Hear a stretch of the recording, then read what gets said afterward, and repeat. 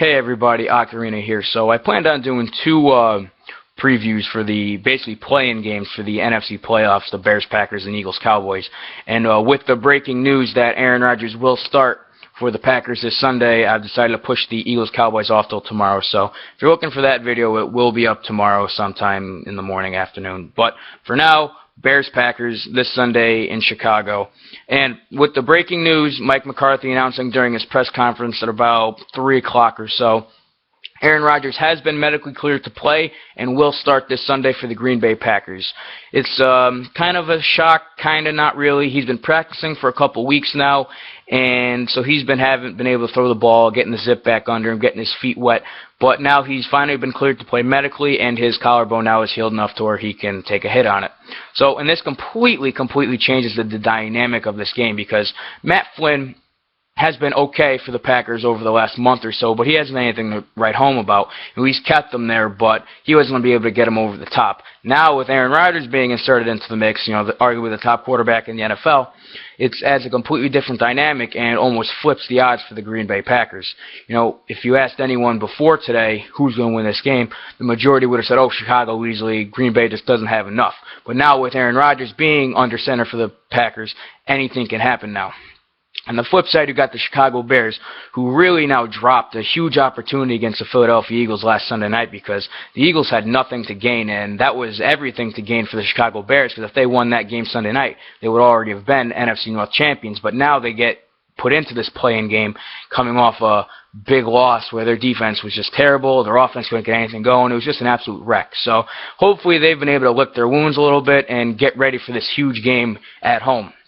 Jay Cutler, now in his third game back, really has struggled for 6 of the 8 quarters against his opponents since coming back. He had a great second half against Cleveland 2 weeks ago, but the first half of that Cleveland game and the entire game against the Eagles was terrible. He couldn't get his receivers the ball, couldn't make plays, couldn't get anything going, and he's going to have to get into a rhythm to beat this Green Bay Packer defense, especially with Clay Matthews. That offensive line has kind of been a question mark for the Bears, but now without Matthews, he definitely will have opportunities to make plays, and he has to make them, especially in a contract year. This is a game Jay Cutler has to absolutely win. For his legacy, for his career, to validate that he's the next $100 million guy, Jay Cutler has to win this game.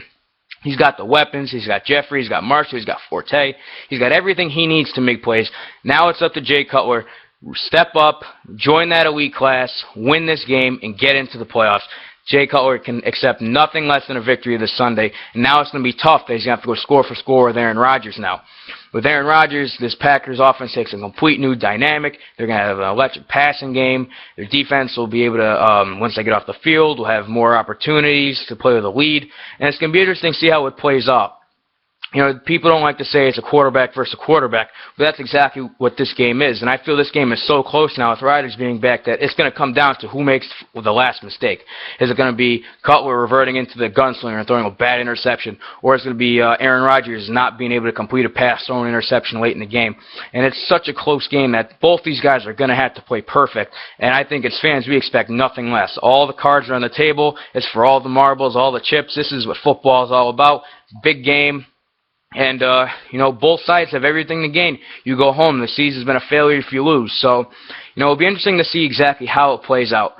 As for an edge, I give a slight edge to the Chicago Bears. Playing at home, already been able to beat the Packers in Lambeau Field. They know they can beat these teams. These teams know each other. They know what they do left and right. They know inside and out. They know what the guy in front of them, they know what their wife's name is. They know these guys. They know exactly what to expect. But even with Aaron Rodgers back, I expect Jay Cutler to have the game of his life and get the Bears into the playoffs.